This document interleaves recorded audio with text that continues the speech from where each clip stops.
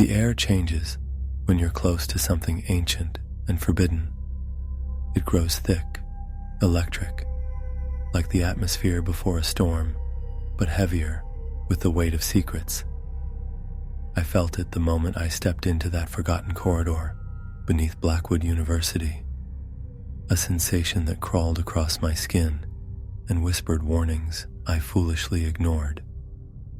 As an architecture graduate student researching historical preservation techniques, I'd gained access to most of the university's restricted areas, but the rusted gate I discovered behind a displaced storage shelf in the basement archives wasn't on any blueprint I'd studied. My flashlight beam revealed decades of undisturbed dust, footprints non-existent, save for my own. The lock gave way with surprising ease, as if inviting me in. The narrow passageway stretched before me, stone walls gleaming with moisture that had no visible source. Each step forward intensified the pressure in my ears, a subtle popping that made me swallow repeatedly to find relief. My breathing echoed unnaturally, seeming to return seconds after I exhaled, slightly distorted. I told myself it was just unusual acoustics, an architectural anomaly worth documenting. The corridor ended at a heavy oak door, its surface carved with symbols I recognized from no language or architectural style I'd ever studied. My hand trembled as I pushed it open, the hinges moving in perfect silence despite their apparent age. Beyond lay a circular room, lined floor to ceiling with bookshelves, illuminated by phosphorescent fungi clinging to the stone ceiling. The pale blue-green glow cast everything in a sickly underwater hue. What struck me first wasn't the impossibility of the room's existence, far larger than the surrounding foundation should allow, but the books themselves. Hundreds, perhaps thousands, identical in size and binding, leather-bound volumes without titles, without author names, without any markings whatsoever. My mouth went dry as I approached the nearest shelf, fingers hovering over the spines before selecting one at random. The cover felt warm, almost feverish against my palms. Opening it revealed pages of handwritten text in what appeared to be standard English, but with a penmanship too perfect, too consistent to be human. The first sentence bore the name of my academic advisor, Professor Harrington. What followed was a detailed account of his upcoming divorce, something he had mentioned to no one, something I couldn't possibly know. My heart rate quickened as I read further, discovering intimate details about his deteriorating mental health, his growing paranoia, his upcoming psychiatric evaluation scheduled for next Thursday. I slammed the book shut, breathing heavily. Coincidence? It had to be. Yet when I opened another volume, I found descriptions of my roommate James's gambling addiction, culminating in his impending financial ruin next month, something even he didn't see coming. Sweat beaded on my forehead despite the chill. I grabbed another book, then another. Each contained prophecies about people from my life, classmates, professors, friends, all describing misfortunes awaiting them. Accidents, illnesses, betrayals, psychological breakdowns. Some events were dated just days away, others months or years into the future. The precision of detail made my stomach lurch. In the center of the room stood a small reading desk. Approaching it, my legs felt disconnected from my body, moving of their own accord. A single book lay open, pages fluttering slightly despite the stagnant air. My throat constricted when I recognized my own name at the top of the page. I couldn't stop reading, though every cell in my body screamed to look away. The book detailed my discovery of this very library, my growing obsession with the volumes, the sleepless nights ahead as I'd attempt to warn those mentioned, only to be dismissed as unstable. It described how I'd return here repeatedly, checking predictions, witnessing their fulfillment, slowly losing grip on my sanity. My fingers left damp prints on the paper as I turned to the next page. The text abruptly shifted to future tense. You will notice the subtle changes first, how the positions of books rearrange between visits, how new names appear, including those of people he warns, their fates growing worse with each intervention. He will realize too late that the library feeds on attention, on belief, on fear, that its prophecies aren't predictions but creations. The sound of my own ragged breathing filled my ears.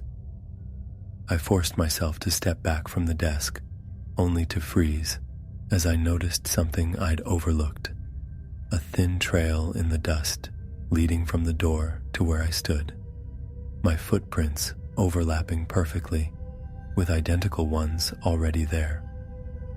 According to the book, I would flee now, desperate to escape, only to discover the corridor had transformed, leading me in circles back to this room. I'd eventually find my way out, but never truly leave. The library would follow me into my waking life, whispering predictions I couldn't unhear. I backward stepped toward the door, eyes fixed on the book that continued documenting my retreat. The rational part of my mind insisted this was impossible, a hallucination, a prank, a psychotic break. But the pressure in my chest, the metallic taste of terror on my tongue, felt undeniably real. My professor later asked why I'd abandoned my preservation research so abruptly. I fabricated excuses about focusing on modern design concepts instead. I never told him how I disposed of every book in my apartment, how I avoided library buildings entirely, how I checked news feeds obsessively for accidents and illnesses matching what I'd read. 3 months have passed. Yesterday, Professor Harrington announced his divorce. This morning, James confessed his gambling debts. Tonight, my hands shake as I write this account, not because the predictions are coming true, but because I've found a leather-bound volume under my bed that wasn't there yesterday. It has no title, but I already know what's written inside. I won't open it, but somehow, I know it's already too late. The cliffside lighthouse stands as a decrepit sentinel against the darkness, its paint peeling like diseased skin, windows blank as dead eyes staring out to sea. No light has shone from its tower in decades, officially at least. Locals whisper about phantom illuminations, about voices carried on salt-laden winds when no one should be there to speak. They say the last keeper never truly left. I should have listened. The trip was Alex's idea, a weekend getaway to disconnect from technology and reconnect with nature, as he put it. Something about the abandoned lighthouse had caught his attention online. Its isolation, its history, the small clearing nearby, perfect for camping. Rachel and Thomas agreed immediately, their enthusiasm infectious. I reluctantly said yes, despite the unease that settled in my stomach when I first saw pictures of the place. We arrived Friday afternoon, the lighthouse looming against a slate-gray sky. Even in daylight, something about its proportions seemed wrong. Too tall, too narrow, as if stretched by unseen hands. The surrounding grass was yellowed and brittle, crunching beneath our boots as we set up camp in the clearing about 50 yards from the structure. I couldn't stop looking at it. Every time my eyes drifted away, they'd be drawn back, as if by some magnetic force. The others noticed my distraction, but attributed it to the stunning ocean view. What they couldn't understand was the sensation of being watched, scrutinized by the lighthouse itself. As dusk fell, we built a fire and shared stories. When Alex suggested exploring the lighthouse the next day, my objection emerged too quickly, too forcefully. They exchanged glances I pretended not to notice. Rachel asked why I seemed so tense, and I mumbled something about poor sleep the night before. In truth, I couldn't explain the dread blooming in my chest whenever I looked at the ancient tower. That night, I lay awake in my tent, listening to the others' steady breathing and the distant crash of waves. The wind picked up around 2 a.m., moaning through the lighthouse's empty windows like a wounded animal. I turned away from the sound, pulling my sleeping bag tighter around my shoulders. Then I saw it, a pulsing glow reflected against the fabric of my tent. I froze, heart hammering against my ribs, mouth suddenly desert dry. Slowly, I turned back toward the lighthouse.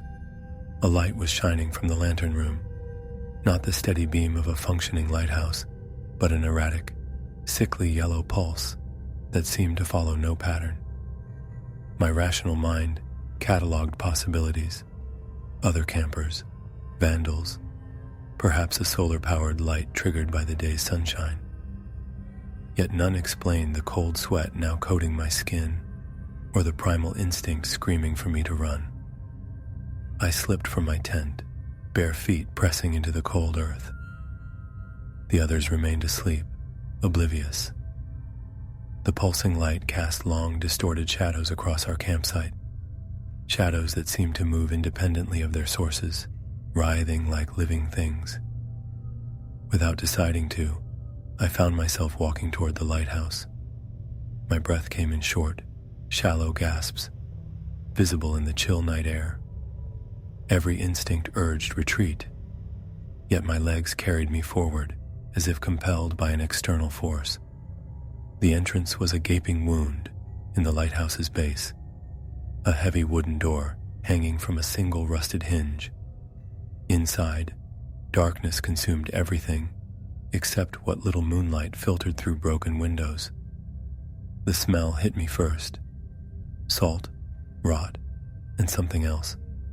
Something acrid and unnatural, like electrical fire mixed with copper pennies. A spiral staircase wound upward through the center, its iron steps groaning beneath my weight, despite my attempt at silence. As I ascended, a disturbing sensation spread across my skin. Thousands of invisible insects crawling, biting. My heart thudded so violently I feared it might burst from my chest. Halfway up, I noticed something wrong with the shadows. They didn't fall as they should. When I moved, they delayed, just by milliseconds, but enough to create a disorienting effect of being followed by my own silhouette. I paused, watching as my shadow gradually caught up, then seemed to extend slightly beyond my actual form. I told myself it was the irregular light from above playing tricks. I almost believed it, until I saw the shadow move on its own. Just a slight shift at first, fingers twitching when mine were still. Then the shadow hand rose, while mine remained at my side. I stumbled backward, nearly falling down the stairs, a strangled sound escaping my throat. The shadow stretched along the curved wall, elongating, breaking free from my form entirely. It grew, expanding into a towering silhouette of a person, but wrong. The proportions were distorted, limbs too long, head misshapen. No features were discernible except for a gaping darkness where a mouth should be. I couldn't move, my muscles locked in primal terror as the shadow thing peeled itself from the wall, becoming three-dimensional while remaining completely black, a void shaped like a person. It didn't walk so much as ripple toward me, like ink flowing across the surface of water. In that moment, understanding crashed through my consciousness. The entity wasn't trapped in the lighthouse. The lighthouse was built to contain it. Every brick, every iron step had been placed with purpose, designed as a prison for something that existed between dimensions. And I had just awakened it. I backed down the stairs, stumbling, never taking my eyes off the approaching shadow. When it spoke, the sound didn't come from the darkness, but from inside my own head. A voice like stone grinding against stone, ancient and patient. Finally, it seemed to say, though no actual words were formed. A replacement. I fled, bursting from the lighthouse entrance with such force that I fell to my knees outside. The others were awake now, alarmed by my screaming. They rushed to me, asking what happened, but I couldn't form coherent sentences. I pointed wildly at the lighthouse, where the light had stopped pulsing and now shone with unwavering brightness. We packed and left within minutes, my frantic energy infecting the group. They assumed I'd had some kind of panic attack, and I didn't correct them. How could I explain what I'd seen, what I'd felt? It's been 3 weeks since that night. The others have stopped checking on me, tired of my refusal to discuss what happened. They don't understand why I keep all lights on at night, why I've covered every mirror in my apartment. They don't see what I see, how my shadow sometimes moves a fraction of a second too late, how it sometimes stretches toward the east, toward the distant coast, no matter where the light source is positioned, how I sometimes catch it watching me when I pretend not to notice. It's waiting, patient, eternal, and I know, with bone-deep certainty, that someday my shadow will stand while I remain seated. It will walk away, wearing my form, but containing something else entirely. And I will remain, a shadow bound to brick and stone, keeping a lonely vigil over dark waters, just as the previous keeper has done all these years, waiting for me to set him free. Some houses wait for you. This one had waited for 83 years. I realize that now. The moment Jessica and I stepped through that massive oak door, the air inside seemed to inhale us. A silent, patient predator, finally receiving its prey. I still remember the real estate agent's nervous laugh when we asked about the price. "It's been vacant for a while," she said, her eyes never quite meeting ours. She spoke quickly about the motivated seller and unique opportunity, all while fidgeting with her wedding ring. Jessica squeezed my hand in excitement. We both knew we couldn't afford anything remotely this size in our price range. When the agent mentioned it was partially furnished, Jessica whispered that it was perfect timing with our tight budget after the wedding. The Victorian-era mansion cost less than our previous one-bedroom apartment. We signed the papers that afternoon. Moving in was uneventful. The house creaked and settled like any old structure. The first 3 nights, we fell asleep to the sound of water running through ancient pipes and the occasional groan of wood expanding and contracting. I told myself these were normal sounds of an old house. Perhaps they were. I discovered the portrait on our 4th day. It hung in the rarely used dining room, a black and white photograph of a woman perhaps in her 30s, with high cheekbones, dark hair swept up elegantly, and eyes that seemed to follow you across the room. Her smile was slight, almost hesitant. The frame was ornate silver, tarnished in spots, but clearly valuable. When I suggested to Jessica that we should replace it with something more modern, she insisted we keep it. Something about preserving the house's character. I acquiesced, though I couldn't shake the feeling that the woman's eyes tracked my movements as I left the room. 2 weeks later, I noticed the first change. I'd come downstairs for water around 2 a.m. and passed the dining room. The portrait caught my eye. Something seemed different. Standing before it, my skin prickled with goosebumps. The woman's smile had widened, subtle but unmistakable. Her eyes seemed more intense, more focused. My throat tightened as I convinced myself it was a trick of the moonlight. slanting through the windows. The next morning, the portrait appeared normal. I mentioned nothing to Jessica. 3 nights later, insomnia drove me downstairs again.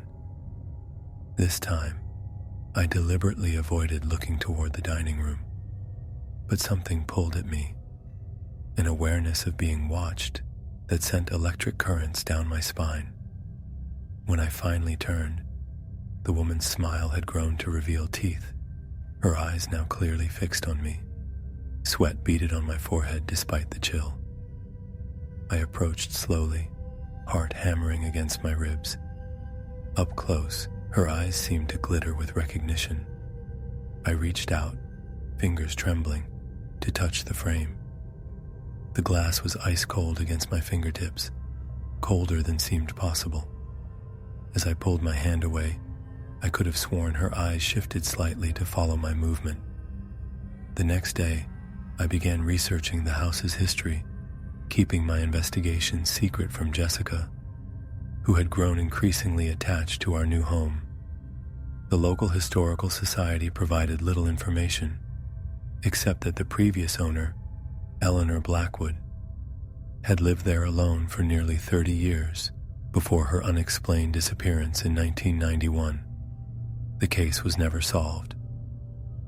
That night, I feigned falling asleep beside Jessica, then crept downstairs with a flashlight. The portrait's transformation was more pronounced now. The woman's smile stretched unnaturally wide, her teeth sharp and numerous. Her eyes bulged slightly, intensely focused, pupils dilated. The photograph now seemed to emit a faint hum that I felt rather than heard, vibrating through my molars and fingernails. My research continued. I discovered old newspaper clippings about Eleanor Blackwood, a reclusive artist known for her unsettling self-portraits. The photograph matched several descriptions of Eleanor herself. According to neighbors interviewed after her disappearance, she had become increasingly erratic, claiming her self-portraits were coming alive at night. That evening, Jessica mentioned hearing footsteps in the attic when I was out. My skin went cold as she casually suggested we explore it the next day. I agreed with a mouth suddenly dry as paper. The attic door resisted before finally giving way with a groan that seemed almost human. The space smelled of mothballs and something else, a sweet, cloying scent like overripe fruit. Jessica pointed to an antique wardrobe in the corner, suggesting we could use it for storage. When we opened it, my blood turned to ice. Inside hung women's clothing from the early 90s, perfectly preserved. Jessica remarked how strange it was that someone would leave behind such nice clothes. That night, I couldn't sleep. The house felt different, aware. The occasional creaks now seemed deliberate. The shadows in the corners of our bedroom appeared deeper, more concentrated. Jessica slept peacefully beside me, but I lay rigid, listening to what sounded like soft footsteps pacing the hallway outside our door. Around 3 a.m., I crept downstairs again, drawn by an irrational need to see the portrait. What I saw made my legs nearly buckle. The woman was no longer centered in the frame. She stood at the edge, one hand pressed against the glass as if testing its solidity. Her smile now consumed half her face, her eyes wild with anticipation. I heard Jessica call my name from upstairs, her voice strange and distant. As I turned to respond, the lights flickered.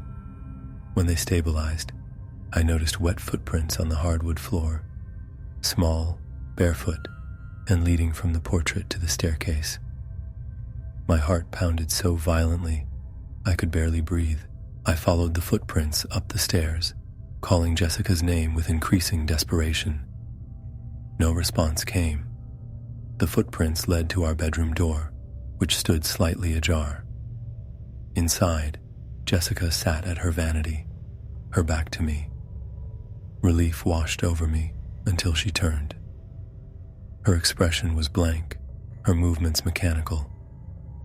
She spoke in a voice that wasn't entirely hers, informing me that she'd found Eleanor's old art supplies in the attic and felt a sudden urge to try self-portraiture.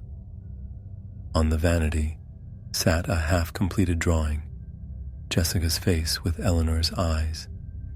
We left the house that night, taking nothing with us. The real estate agent later told us the house had already been rented to another young couple. Sometimes I still dream of that portrait, and in my dreams there are now 2 women in the frame. One of them wears my wife's face,